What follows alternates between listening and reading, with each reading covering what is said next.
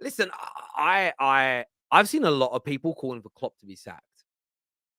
I've seen a lot of people say it like Dom Hassan just did, sort of through bated breath. Very, I call it the Voldemort effect. Like he who should not be named. I'm not going to say it, but you know what I'm talking about. Do you get me? Forget about it. The mafia saying "forget about it" that means about 100 different things, but not no one particular thing. I've seen a lot of Liverpool fans allude to it. Would probably be the best way of describing it. I personally think that's massively premature. I don't think it's right, although he does need to make some changes because this team he's now got is not good enough to play his brand of football. They're not good enough. They don't have the workman-like mentality in midfield. They don't have the attacking line that is as good as it was 3 to 4 years ago. Gakpo, Darwin, Salah is not Mane, Firmino, Salah. It's a completely different way. And one thing that he has to learn, Fergie did this brilliantly. Fergie would change his team's style subtly, shape subtly, tempo of games to match what he had.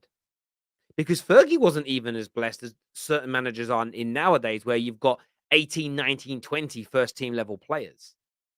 And that's just a time sign of the times, as it were. And Jurgen Klopp has got to learn to adapt a little bit. So I do understand why some Liverpool fans are calling him out, why some Liverpool fans are coming for him personally. I get it. This is from Omar. He says, Jan window will decide Klopp in or out for me, to be honest, is what Omar has got to say here. He's not very happy at all. O'Malley says, we have to start naming these refs in the media. Andy Madley not putting a face to a bad decision is saving them 2 games in a row. Look, I agree with you. I do agree with you. I think that they need to be questioned. Do you know what it is? We need to. No, Liverpool fans will do this. Liverpool fans will say, and this is the problem football fans have. Football fans will say, we want clarity, honesty, transparency in the refereeing decisions. But then we change our minds when our team benefits from one of these decisions. Liverpool fans tonight will think I'm attacking them as a club and not the institution of refereeing and VAR's processes. As a general rule, I think VAR has improved football. They get the vast majority of decisions correct, as in the objective decisions. Did the ball cross the line? Is it a goal? Yes or no? Is it offside by a millimeter or more? Yes. Those decisions have invariably been right. Invariably been right in the past 3 to 4 years since VAR has existed. The subjective decisions are still subjective. You're going to get debate over them. But what we now need is a new layer added to this where we hear what's going on, why the decision has been given, what the thought process is. I believe, again, that will take away a large amount of the debate and confusion that we have as football fans. But as I've said already, this isn't an attack on Liverpool. I don't think Liverpool paid the referees. Liverpool have done nothing wrong in this decision making. But as far as I'm concerned, seeing this given as an offside, whether it was Nunes from the corner, whether it was a mistake at this point, if we knew what was being communicated in real time, there wouldn't be calls of quote unquote corruption. There wouldn't be calls of poor decision making. We would understand it. But if you follow the VAR protocol and you raise the flag and blow the whistle after the goal's gone in, surely VAR has to prove the decision right. You've sent it to VAR. Otherwise, you raise your flag straight away, right? Because when the ball came back to Nunes, he wasn't in a goal-scoring position. And the only time you don't raise the flag when a player receives the ball in a wide position is if he's running through on goal. So again, what we now need is clarity on this process because I believe, based on my, I'll say, limited understanding as a football fan, it feels wrong. That is why Wolverhampton Wanderers should be filing a complaint. That is why Wolverhampton Wanderers should be pressing hard on this because something smells off. Not because Liverpool made it off. This has nothing to do with Liverpool. It's to do with getting the right decisions. and why Liverpool fans should back Wolverhampton Wanderers in the circumstances, because next weekend it could be you that's cost. Next weekend it could be you that drops out of a tournament or loses 3 points because of the same very mistakes. So drop your tribalism for 2 minutes and try and make football better for all of us. Let's have a little look here at some more of your comments that have come through. Zane's joining us in a few moments' time, ladies and gentlemen. Check United Muppeteers tweet. He was onside. Okay, let's have a little look here. Let's check Muppeteers tweet. I like the Muppeteers. Let me find their Twitter account, though. There we go. Found it.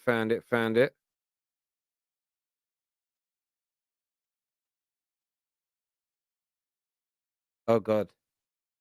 Oh, yeah, someone's got a widescreen angle. Jesus. I mean, yeah, again, this is somebody drawing lines themselves relatively straight. So we've got to bear in mind that this isn't a computer doing this, but they show us something that's very, very intriguing indeed. I need to let me just do that and do that. Bear with me a second because I need to try and make this work on my screen. This is very intriguing. When you guys see this, and again, this is worrying. This is worrying if true. Look at this, people. Let me just remove this super chat for a second. So the yellow circle on the bottom is the head of Núñez. The ball there you can see in the middle has just been played, and that's his head. So if that's his head, he looks pretty much onside to me. And that's why if that's the case, if what we're seeing on screen is true, and if we can get some more angles, and if Wolverhampton Wanderers can find some different footage that shows that Núñez is onside, Liverpool Football Club should forfeit the round and give the tie to Wolverhampton Wanderers, because Liverpool Football Club have too much history, too much honor, too much credibility in the game to allow a decision like that to stand. Liverpool Football Club, do the right thing and give Wolves that position that they earned in the 4th round. If that picture is true, and there's other angles that prove it, that is the worst offside decision in the history of English football, while there's VAR happening at the same time to stop this. If that is true, Liverpool Football Club, give Wolves that place in the 4th round. They deserve it. You're too historic, too credible. You're too big and honorable as a football club to not give them that place. Because that, for me, is horrendous. And there's no way Jurgen Klopp is going to sleep easy at night knowing that his team is still in the FA Cup when they shouldn't be there. There's no Liverpool fan in the world that can sit there tonight and go, oh, I'm going to celebrate that. Liverpool Football Club have got too much about them. There's too much heritage, brilliance at that football club to celebrate that. There's no way in a million years any Liverpool fan is happy with that. So Liverpool, forfeit that place in the FA Cup. Give it to Wolves, because they thoroughly 110% deserve it. That is catastrophically bad. Catastrophically bad. It truly is. That is an abomination. An abomination of football. It really and truly is. Oh, my word. I'm going to go to some of your comments on this. Even the Wolves manager saw it on his TV screen. He was livid. Absolutely. Yeah. Crazy how bad that is. Crazy how bad that is. Crazy how bad it is. They should be giving their place in the FA Cup up. Liverpool should forfeit their position tonight. They should be doing it now. Now there's proof. Now that we can see it, forfeit that. Do the honorable thing. Do the right thing. Wow. I'm just staring at it now, and I'm almost shocked into pure silence at the size of that mistake. Zane joins us now. Zane, what do you make of that horrendous mistake that cost Wolves tonight? You're hilarious, bro. You're hilarious. Can you hear me right? Because my mic was an issue last time. Yeah, I can hear you. Cool. Well, basically, the reason why the goal was disallowed, because obviously I was watching after match stuff, And what happened is VAR unfortunately could not get the angle because however VAR's calibrated, it could not get the angle that over there. So what they had to do was default back to the on-field decision, which was the offside raised by the linesman. Now, what makes me laugh is bare man are cussing VAR. Oh, let's go back to the old days. And this decision on that goal being disallowed was how it was back in the day. So people, make up your mind. Do you want VAR or do you want to go back to old days where humans make the decision, bro? Wrong, Zane, wrong. Because if it was the old days, there was 3 phases of that play before the flag was raised. 3 phases. The ball went back to him. The ball got crossed back in. It was cleared for a second time. The ball then fell to whoever the player was that then hit the ball a third time, and then Totti played it in. So there was 3 phases of play. In the old days, the flag would have gone straight up when Nunes touched the ball. So you're wrong. You don't understand the laws of the game. Actually, where you're wrong on that is the rule was changed to obviously raise it at the last moment, and obviously the reason why it's an issue is because VAR is supposed to capture this. But if VAR can't capture it at that depth, at that height, so close to the to the goal line, whatever, what can you do? Because the rules are all designed about VAR catching this. VAR camera angle couldn't quite do it right, hence they went back to the on-field decision. Bro, but you're taking the conversation into a different area. My point. Go on. Let me explain it. So you agree it's onside, right? You can see that evidence now. Yeah, of course. Okay, I was shocked it was disallowed. So you're agreeing that it's onside. So you agree they were robbed tonight. My point of view is this. No. Well, if you're saying it was onside and it was a goal, that means they've been robbed, yes?